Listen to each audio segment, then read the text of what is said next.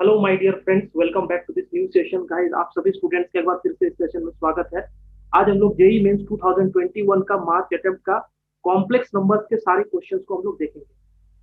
तो dear friend, आप ये सेशन पे शुरू से अंत तक बने रहिएगा एंड ये सेशन को लाइक एंड शेयर भी जरूर करना है माय डियर फ्रेंड। आपका लाइक एंड शेयर अगर हमें मिलता रहे तो उससे हमें भी मोटिवेशन मिलेगा एंड और बेहतरीन कंटेंट हम आपको इस चैनल पे प्रोवाइड करेंगे। तो आप ये सेशन पे शुरू से अंत तक बने रहना एंड लोकस से रिलेटेड बहुत सारा कॉन्सेप्ट आज आपका क्लियर हो जाएगा। एंड इसके अलावा भी अगर आपको लोकस से रिलेटेड कॉम्प्लेक्स नंबर में कॉन्सेप्ट क्लियर करने हैं तो आप हमारे जो चैनल है यूट्यूब उसके प्लेलिस्ट में जाइए। वहां पर मैं कॉम्प्लेक्स नंबर के एक अलग से प्लेलिस्ट बनाया हुआ है, उसमें हमने लोकस का बहुत सारा वीडियोस अपलोड किया हुआ है, तो आप उसको जाके जरूर देखिए, आपको और ज्यादा कॉन्सेप्ट क्लियर होंगे। तो चलिए बच्चों, हम लोग स्टार्ट करते हैं। पहला क्वेश्चन आपके सामने है, ठीक है। ये आपका 16 ऑफ मार्च का शिफ्ट 1 का क्वेश्चन है। तो क्वेश्चन आपके सामने में देखो, एक लॉग का एक इनिक्वलिटी दिया हुआ है और आपको क्या बोला जा रहा है, आपको बोल रहा है मॉड जेड का मैक्सिमम वैल्यू बताना है। You have to find the maximum value of mod Z. तो देखो बच्चा लोग, ये जो क्वेश्चन है ये लॉग का इनिक्वलिटी पर बेस्ड है। ये किसका क्वेश्चन है? लॉग का इनिक्वलिटी पर बेस्ड है। कॉम्प्लेक्स नंबर इसमें है ही नहीं, कॉम्प्लेक्स नंबर इसमें है ही नहीं। तो अगर जिसको लॉग का इनिक्वलिटी का कॉन्सेप्ट क्लियर होगा वो 200% इस सवाल को इजीली सॉल्व कर लेगा। तो क्वेश्चन आपको क्या करना है, लॉग में दोनों तरफ बेस को सेम करते हैं, तो हम इसको ऐसा लिख सकते हैं, ये 2 को लिख सकते हैं यहाँ पर। आप बताओ, लॉग 1/√2 और 2 को लिख सकते हैं 1/√2 का होल स्क्वायर। और आप देखो ये लॉग का बेस कितना है, बेस जो है 0 और 1 के बीच में है। ये जो 1/√2 है ये 0 और 1 के बीच में है, तो inequality sign will be reverse. Inequality sign को रिवर्स कर दो तो आपको मिल जाएगा mod Z plus 11 divide by mod of Z minus 1 का होल स्क्वायर लेस देन, ये लेस देन था तो रिवर्स हो गया, तो आपको ये हो जाएगा ग्रेटर देन इक्वल टू ये 1/√2 का होल स्क्वायर, यानी 1/2। अब इसको क्रॉस मल्टीप्लाई कर दीजिए और आप मॉड जेड को टी ले लो, मॉड जेड को क्या ले लो, टी। तो क्रॉस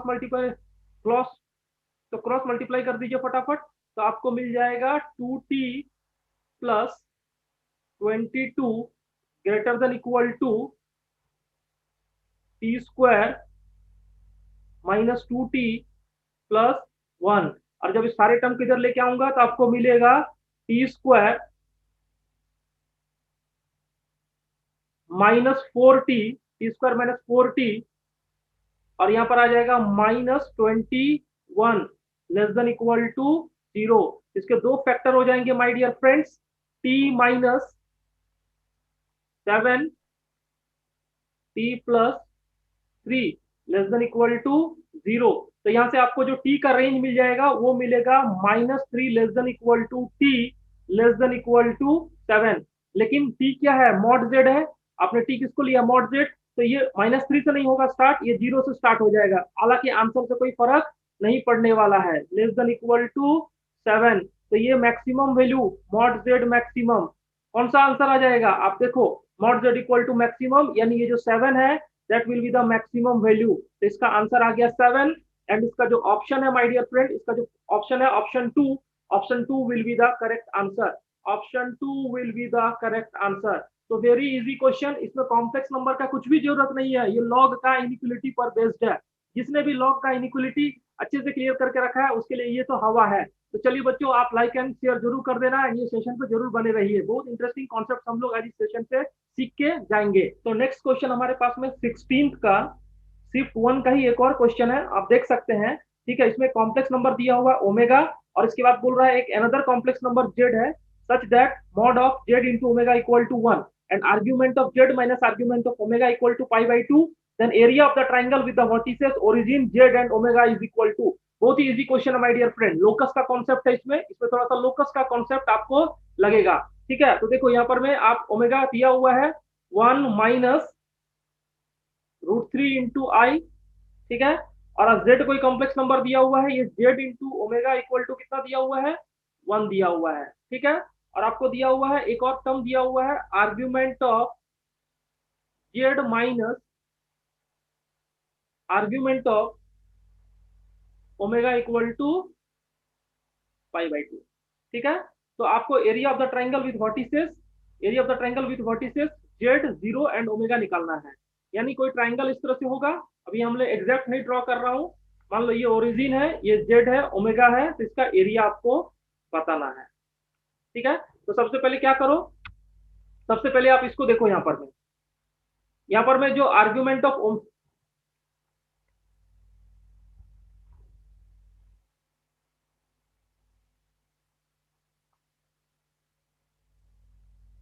यहाँ पर मैं आर्ग्यूमेंट ऑफ ओमेगा कितना लिखेंगे, हम लोग आर्ग्यूमेंट ऑफ ओमेगा निकाल सकते हैं। ये कौन से क्वाड्रेंट का कॉम्प्लेक्स नंबर है, ये आपका कॉम्प्लेक्स नंबर हो गया फोर्थ क्वाड्रेंट का। तो फोर्थ क्वाड्रेंट का अगर ये कॉम्प्लेक्स नंबर है तो इसका आर्ग्यूमेंट हो जाएगा -60 डिग्री है। ठीक है, तो -पाई बाई थ्री। तो यहाँ पर अगर इसको पुट कर दिया जाए तो आप देख सकते हो argument of Z equal to pi by 2, और ये प्लस आ जाएगा यानी -पाई बाई 3, यानी पाई बाई 6। पाई बाई कितना हो गया, 6। अच्छा, यहां से आप देख सकते हो मॉड ऑफ ओमेगा कितना आ गया, मॉड ऑफ ओमेगा आपको कितना आ गया, 1 - √3 यानी 2 हो गया। तो यहां से आप मॉड ऑफ जेड का वैल्यू आप लिख सकते हो 1/2। मॉड ऑफ जेड का वैल्यू कितना लिख सकते हो, 1/2। तो यहाँ पर मॉड ऑफ जेड 1/2 आ गया, तो आपके पास में जो जेड कॉम्प्लेक्स नंबर आ जाएगा my dear friend, Z complex number आपको कितना आ गया, जेड कॉम्प्लेक्स नंबर आ जाएगा mod of Z into E power iota argument of Z, यानी E power iota pi by 6। तो मॉड जेड कितना हो गया, 1/2, और ये हो जाएगा cos 30 डिग्री, cos 30 डिग्री यानी कितना हो जाएगा, √3/2 plus iota into sin 30 degree यानी आयोटा/2। तो इसका जो कॉम्प्लेक्स नंबर हो जाएगा, यानी जो जेड कॉम्प्लेक्स नंबर हो गया, ये हो गया √3/4 प्लस आयोटा/2। ठीक है, तो आपको अब एग्जैक्टली आप देख सकते हो यहाँ पर मैं, अब आपको बहुत इजी सवाल बन गया, कैसे कॉम्प्लेक्स नंबर में एक डायग्राम बना लो आप फटाफट। तो डायग्राम अगर आप लोग बना लोगे यहाँ पर में तो बहुत इजी हो जाएगा। ये कॉम्प्लेक्स नंबर है, ये रियल ऑफ जेड है। ठीक है, ये ओरिजिन है माय डियर फ्रेंड। ये वाला कॉम्प्लेक्स नंबर यहाँ पर में क्या रहेगा, ओमेगा रहेगा। ये कॉम्प्लेक्स नंबर क्या रहेगा, ओमेगा रहेगा, क्योंकि इसका एंगल कितना है, -पाई बाई 3, यानी ये एंगल कितना होगा, पाई बाई 3 है। और ये जेड, जेड कौन से क्वाड्रेंट का है, जेड आपका फर्स्ट क्वाड्रेंट का है, तो फर्स्ट क्वाड्रेंट का है, तो यहाँ पर में कोई कॉम्प्लेक्स नंबर होगा। और ये एंगल कितना है, पाई बाई 6। तो बच्चा लोग ये टोटल जो एंगल हो जाएगा, ये कितना डिग्री है, 90 डिग्री, यानी triangle will be right angle triangle. कैसा ट्राइंगल है my dear friend, right triangle है, राइट एंगल ट्राइंगल। तो एरिया कितना हो जाएगा, हाफ इंटू ये बेस इंटू हाइट, तो mod Z into mod of omega. तो आपका आंसर आ जाएगा हाफ, मॉड जेड कितना है, मॉड, अच्छा mod Z into mod omega आपको ये दिया हुआ है 1, तो आपको कुछ कैलकुलेट करने का जरूरत ही नहीं है, यानी 1/2 into 1 equal to 1/2, and answer इसका आ गया हाफ, यानी आंसर कितना आ गया, हाफ आ गया। And option 2 will be the correct answer, option 2 will be the correct answer. My dear friend, आप इस क्वेश्चन को कोऑर्डिनेट ज्योमेट्री से भी बना सकते हैं, half x1 y1 x2 y2 1 x3 y3 1, इस तरह करके मैं कोऑर्डिनेट ज्योमेट्री से भी बना सकते हैं। तो you can try it in the home. तो डियर फ्रेंड, ये क्वेश्चन आपके सामने में है, ये आपका 16 मार्च का शिफ्ट 2 का क्वेश्चन है। एंड थोड़ा सा क्वेश्चन जो है आपका लेंदी क्वेश्चन है। तो क्वेश्चन आपके सामने एक देखो, इस तरह का एक्सप्रेशन दिया हुआ है, और आपको बोल रहा है लिस्ट वैल्यू, यानी मॉड जेड का लिस्ट वैल्यू बताना है आपको, mod Z list. First question में आपको मॉड जेड का मैक्सिमम पूछा था, जो हमने वो अभी सॉल्व किया है, एंड इसमें आपको मॉड जेड का लिस्ट वैल्यू पूछा है। तो सबसे पहले ना इस एक्सप्रेशन को ध्यान से देखो माय डियर फ्रेंड, इसको आपने क्या मान लिया, इसको आप मान लो इस तरह से, खास करके ये वाला जो एक्सप्रेशन है, ये वाला जो एक्सप्रेशन है, इसको टी मान लो। ठीक है, इसको टी मान लो। एंड ये जो अगर मॉड है, इसका मॉड है, तो इसको हम लोग क्या लिख सकते हैं, इसको इफेक्टिवली हम इसके बराबर भी लिख सकते हैं, यानी 5√7, that means 81 plus 25 into 7, 25 into 7 कितना हो गया, 175। तो ये 256 हो गया, यानी ये 16 हो गया, इट इज इक्वल टू 16। तो अब देखो इसको, अब इसको आप ऐसे लिखो, exponential of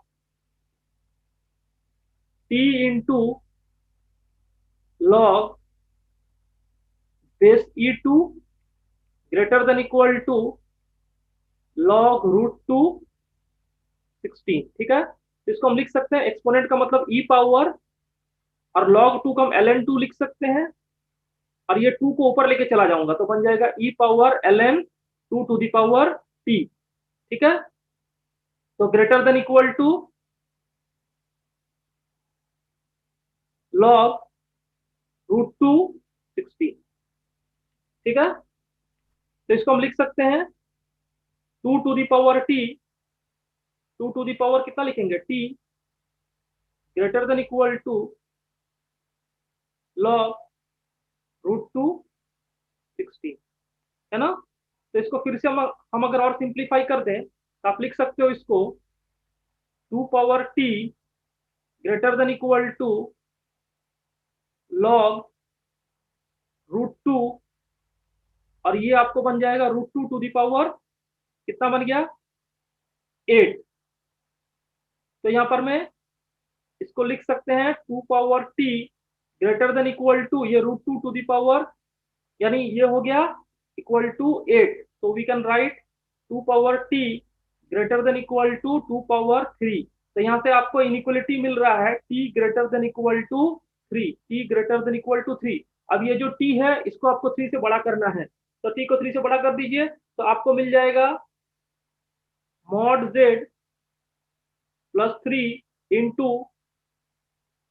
mod z -1 divide by, my dear friend ये मॉड बेकार है, ये पहला वाला जो मॉड है ये यूजलेस है, इसका कोई मतलब नहीं है क्योंकि दोनों पॉजिटिव क्वांटिटी है। तो आप इसको लिखोगे मॉड z प्लस 1, और ये ग्रेटर देन इक्वल टू क्या मिल गया 3, तो फट से मल्टीप्लाई कर दीजिए।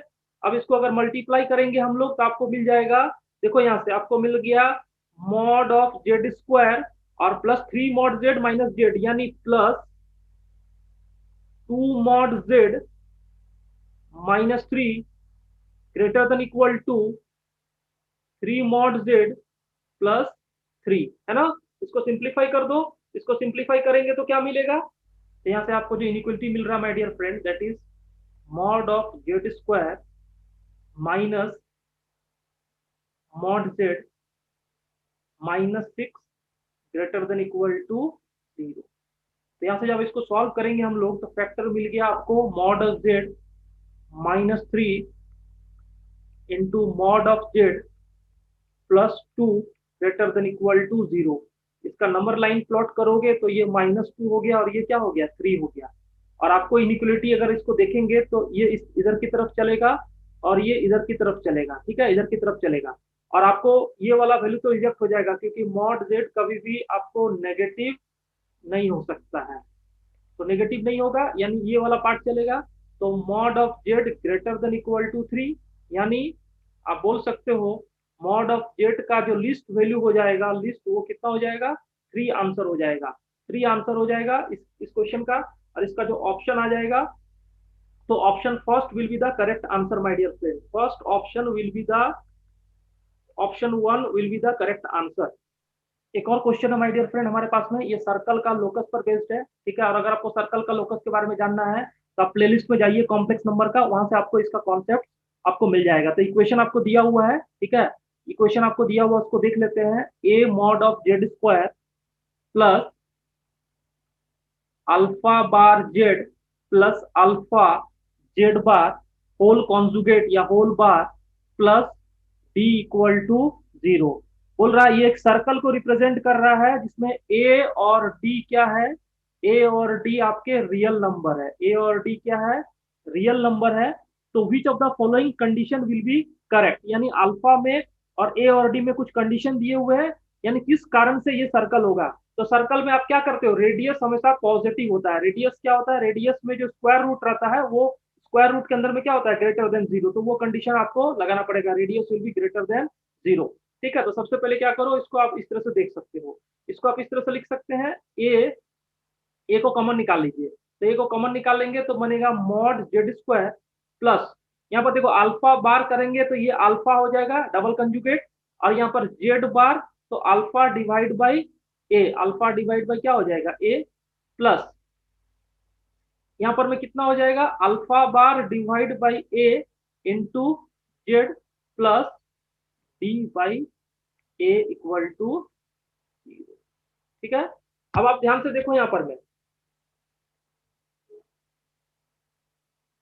अगर हम लोग इसको इस फॉर्म में लिख दें, स्टैंडर्ड इक्वेशन ऑफ सर्कल होता है, स्टैंडर्ड इक्वेशन सर्कल का लोकस में mod of Z square plus capital A Z bar plus A bar Z plus B equal to 0, ये किसको रिप्रेजेंट कर रहा है? सर्कल को, जिसमें सेंटर आपका हो जाएगा माइनस ए, है ना, और रेडियस आप लिखोगे, रेडियस इक्वल टू लिखोगे mod of A square minus B, इसमें क्या होता है? ए कॉम्प्लेक्स नंबर और बी कैसा है? Real number. बी कैसा है? Real number. इसी कंडीशन को आपको लगा देना है, बाकी सवाल जो है धुआं उड़ जाएगा सवाल का। तो देखो यहाँ पर मैं ये कंडीशन आपको लगा देना है, तो आप इसमें देखो फटाफट में, ये इसको कंपेयर करो, ये किसके बराबर है? ए के बराबर है, और ये वाला जो कंजुगेट है ये ए बार हो जाएगा, और डी बाई ए किसके बराबर है? बी है। तो आप यहां से लिख सकते हो A equal to alpha, A equal to alpha divide by A. ठीक है, और यहां पर मैं बी का वैल्यू कितना है? D, B equal to D by A. तो रेडियस को लिख सकते हैं, रेडियस को लिख सकते हैं मॉड ऑफ ए स्क्वायर, यानी mod of alpha square divide by, क्योंकि ए रियल नंबर इसलिए कोई फर्क नहीं पड़ेगा, माइनस बी यानी माइनस डी डिवाइड बाई ए। और अगर ये रियल सर्कल होगा तो ये वाला जो वैल्यू हो जाएगा ये क्या हो जाएगा? Greater than equal to 0, greater than equal to 0। आप इक्वलिटी देखना पड़ेगा ऑप्शन में है कि नहीं है, नहीं है। ठीक है, तो आप इसको इस तरह से लिख सकते हो, यानी mod of alpha square divide by A square minus D by A, D by A greater than 0। तो यहाँ से आपको मिल जाएगा mod of alpha square minus A D greater than 0, है ना। And one more point, denominator में ए है तो ए क्या हो जाएगा? नॉट इक्वल टू 0, यानी आपको कंडीशन मिल गया mod of alpha square minus A into D greater than 0, A not equal to 0। This question का ऑप्शन आ गया option 2, option 2 will be the correct answer my dear friend, है ना। आपको मिल गया ऑप्शन 2, आप देख लो आंसर में option 2 will be the correct answer. तो ये क्वेश्चन तभी सॉल्व हो पाएगा डियर फ्रेंड्स एंड बच्चा लोग, जब आपको ये सर्कल का लोकस का कॉन्सेप्ट पता है, सर्कल का लोकस का कॉन्सेप्ट पता है। आप मेरा वीडियोस में जाइए, प्लेलिस्ट में आपको सर्कल का लोकस ऑफ कॉम्प्लेक्स नंबर मिलेगा, एंड बहुत शानदार तरीके से हमने उसको डिराइव किया हुआ है, समझाया हुआ है, आप उसको देख सकते हैं वहां पर में जाके। तो अगर आपने ये चैनल को फॉलो किया होगा तो आपको ये क्वेश्चन 100% बन जाएगा एकदम। तो चलिए बच्चों, हम लोग नेक्स्ट क्वेश्चन पे आते हैं। यार फ्रेंड, एक और बहुत अच्छा सवाल हमारे पास में कॉम्प्लेक्स नंबर का, ये भी क्वेश्चन आपका लोकस से बेस्ड है, एंड आपको डायग्राम ड्रॉ करना पड़ेगा, तभी आप इस क्वेश्चन को सॉल्व कर पाओगे। विदाउट डायग्राम इसको आप सॉल्व नहीं कर पाएंगे। ठीक है, तो आपको 3 रीजन दिया हुआ है। S1, इसमें आपको दिया हुआ है mod of Z minus 1 less than equal to क्या दिया हुआ है? √2। S2 क्या दिया हुआ है? Real of 1 minus into Z greater than equal to 1। ठीक है, एंड तीसरा जो S3 दिया हुआ है my dear friend, that is imaginary of Z less than equal to 1। तो आप क्या करो, सबसे पहले तीनों को बारी बारी से ड्रॉ कर लो। तो ये आपका सर्कल है, ये क्या है? सर्कल है। जो भी कॉम्प्लेक्स नंबर पड़ा है, कोई भी स्टूडेंट बता देगा कि ये सर्कल का इक्वेशन। सर्कल कैसे लिखेंगे? इसको लिख सकते हैं x माइनस 1 का होल स्क्वायर, क्योंकि इसका सेंटर क्या है? 1,0, तो y माइनस 0 का होल स्क्वायर इक्वल टू √2 का होल स्क्वायर, एंड सर्कल के अंदर वाला पार्ट है, यानी इनसाइड सर्कल, इनसाइड। ठीक है, लेस देन है। इसी तरह से अगर इसको हम लोग सॉल्व करेंगे तो आप देख सकते हो, इसको आप लिख सकते हो real part of 1 minus I into X plus I Y greater than equal to 1। अगर ये रियल पार्ट है तो रियल पार्ट में कितना हो जाएगा? x हो जाएगा, एंड आई स्क्वायर माइनस 1, यानी x plus Y greater than equal to 1। ये दूसरा लोकस हो गया। एंड ये तीसरा वाला imaginary of Z less than equal to 1, यानी y less than equal to 1। तो तीन आपको पार्ट मिल गया, ठीक है। यानी ये वाला S1 हो गया, ये वाला S2 हो गया, एंड ये वाला क्या हो गया, S3 हो गया, ठीक है। अब आपको बारी बारी से जो है इस कॉम्प्लेक्स नंबर का डायग्राम बनाना पड़ेगा। तो ये सर्कल का इक्वेशन आप देख सकते थे, ठीक है। सर्कल का इक्वेशन क्या था, आपको x माइनस वन का whole square plus Y square less than equal to root two, यानी कुछ इस तरह का सर्कल बन जाएगा,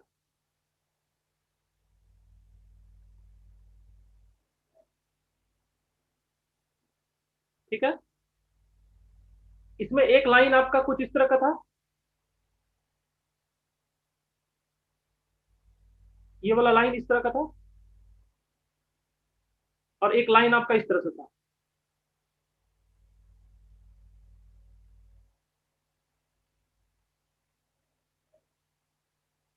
ठीक है। अब आपको बोल रहा है इनसाइड द सर्कल एंड, यानी ये सर्कल के अंदर में है, ये x प्लस वाई से 1 से बड़ा है और 1 से छोटा है, ये S1 हो गया, ये S2 हो गया, एंड ये क्या हो गया, S3 हो गया। तो आपका जो रीजन होगा फाइनली वो ये वाला रीजन हो जाएगा,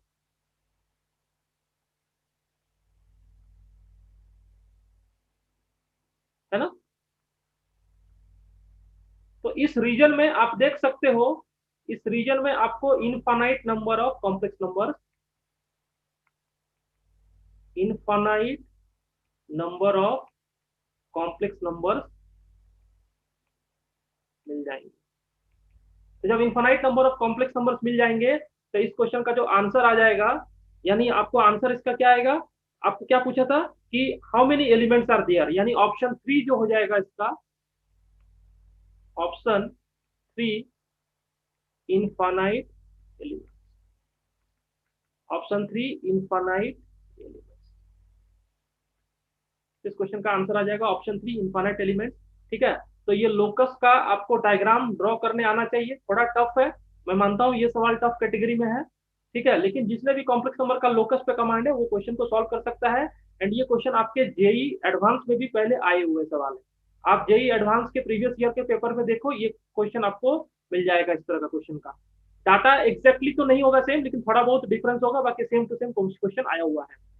तो हमारे पास में नेक्स्ट क्वेश्चन है my dear friend, next question आपके सामने में है, area of the triangle with vertices A Z B I Z C Z plus I Z, यानी तीन वर्टिसेस है, उसका एरिया आपको बताना है। ये जेड हो गया, बी आई जेड, और सी हो जाएगा जेड प्लस आई इंटू जेड।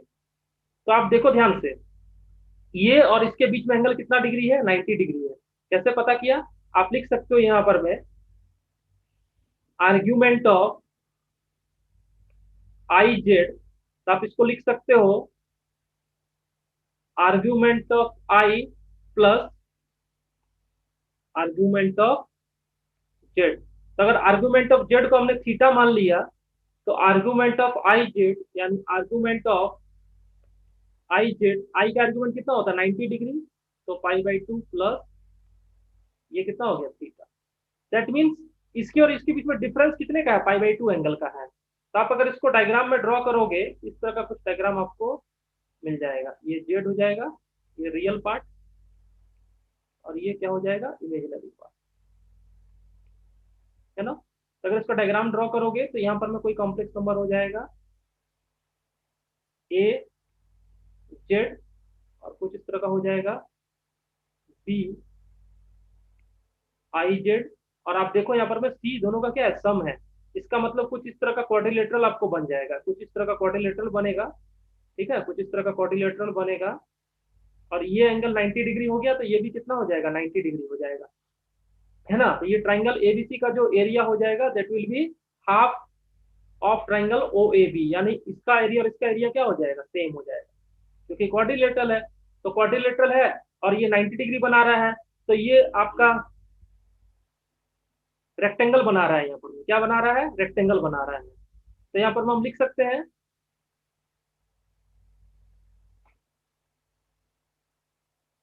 तो यहाँ पर मैं लिख सकते हैं area equal to area of triangle ABC equal to area किसका, O A B. Half half हो जाएगा, इसका एरिया हो जाएगा हाफ, ये साइड का लेंथ कितना हो जाएगा मॉड जेड, और ये साइड का लेंथ हो जाएगा mod of iota into Z. तो मॉड ऑफ आयोटा कितना होता है 1 होता है, तो आंसर आ जाएगा mod Z square divide by 2, यानी answer will be mod Z square divide by 2। This question का जो ऑप्शन है my dear friend, that will be 2, option 2 will be the correct answer, option 2 will be the correct answer. तो dear friend एक और question हमारे सामने में है, ठीक है। इसमें आपको जो क्वेश्चन है उसमें आप क्वेश्चन तो यहाँ पर स्क्रीन में देख सकते हैं। Z and omega are two complex number, जिसमें ओमेगा का वैल्यू दिया हुआ है Z Z bar minus 2z+2, and एक और इक्वेशन दिया हुआ है Z plus I divide by Z minus 3i mod equal to 1। और आपको बोल रहा है रियल ऑफ ओमेगा का क्या होगा, रियल ऑफ ओमेगा का मिनिमम वैल्यू होगा, ठीक है। Real of omega should be minimum. तो आपको बोल रहा है कि n belongs to natural number है, n belongs to natural number है, और ये बोल रहा है कि ओमेगा पावर n रियल होना चाहिए, ओमेगा पावर n रियल होना चाहिए। तो n का मिनिमम वैल्यू बताना है, n का मिनिमम वैल्यू आपको बताना है। तो सबसे पहले क्या करो, इसको आप सिंप्लीफाई करो, इसको सिंप्लीफाई करके कितना लिख सकते हो, ओमेगा जेड जेड बार मॉड जेड स्क्वायर,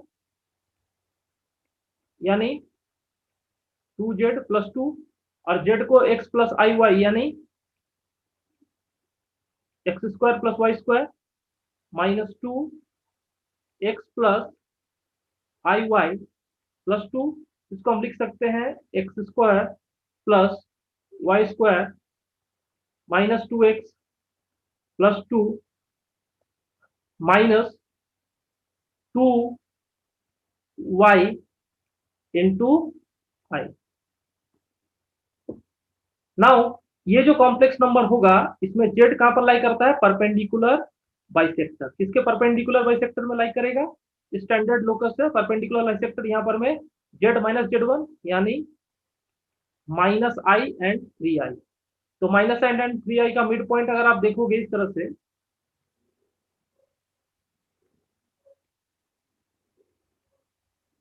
ठीक है, तो ये वाला हो जाएगा आपको 3i, ये माइनस है,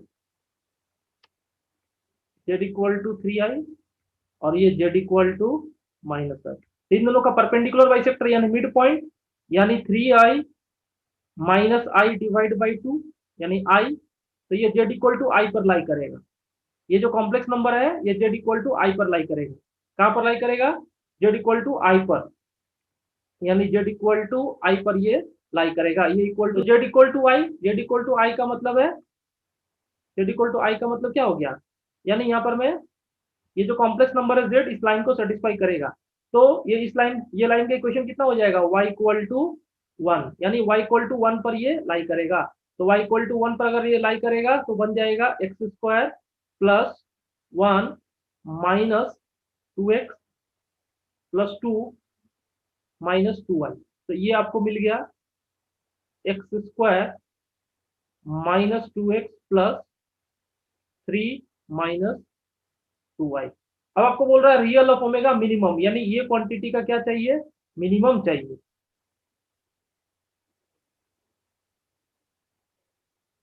यानी ये क्वांटिटी का मिनिमम अगर आपको निकालना होगा तो आप लिख सकते हो x² -2x+3, इसका मिनिमम, इसका मिनिमम कहां पर होता है, at x equal to 1। Differentiate करो 2x - 2 x इक्वल टू 1 पर, तो आपको ओमेगा का वैल्यू क्या आ जाएगा, तो ओमेगा इक्वल टू आपको आ जाएगा 2 - 2i। तो यहाँ पर मैं ओमेगा को पोलर फॉर्म में कितना लिख सकते हैं, इसका मॉड ओमेगा इक्वल टू 2√2, तो ये कॉम्प्लेक्स नंबर में बन जाएगा 2√2 ई पावर आयोटा। ये कौन से क्वाड्रेंट का कॉम्प्लेक्स नंबर है, ये आपका फोर्थ क्वाड्रेंट का कॉम्प्लेक्स नंबर है, इसलिए -π/4। अब आप देख सकते हो इसको रियल बनाना है, इसको क्या बनाना है, ओमेगा पावर एन को क्या बनाना है, रियल बनाना है। तो ओमेगा पावर एन को रियल बनाने के लिए एन का वैल्यू मिनिमम कितना हो जाएगा, एन इक्वल टू 4 मिनिमम होगा, या इवन बोल सकते हो एन इक्वल टू कितना हो जाएगा, 4k हो जाएगा, ठीक है। तो एन का मिनिमम वैल्यू यानी ओमेगा पावर 4 कितना लिखेंगे, 2√2 to the power 4 into e power iota minus 5/4 to the power 4, तो ये 4 cancel, e power minus iota 5 यानी माइनस, यानी इसको लिख सकते हैं omega power 4 equal to 2√2 to the power 4 into cos minus pi cos pi plus i sin pi, that will B कितना हो जाएगा i इंटू 0, यानी ये क्या हो जाएगा, पूरा कॉम्प्लेक्स नंबर रियल हो जाएगा। तो रियल के लिए n का minimum, n minimum equal to कितना हो गया my dear friend, n minimum equal to आपको आ गया 4। तो ये रहा इस क्वेश्चन का डिटेल एक्सप्लेनेशन। तो माय डियर फ्रेंड, इस तरह से हम लोग कॉम्प्लेक्स नंबर के सारे क्वेश्चंस को यहाँ पर मैं सॉल्व किया है। आप डिफरेंट प्लेलिस्ट में जाइए, जेईई मेंस 2021 का, वहां पर में आपको और भी क्वेश्चंस मिलेंगे। चलिए बच्चों, इस सेशन को हम लोग एंड करते हैं, मिल सके। Thank you my dear friends.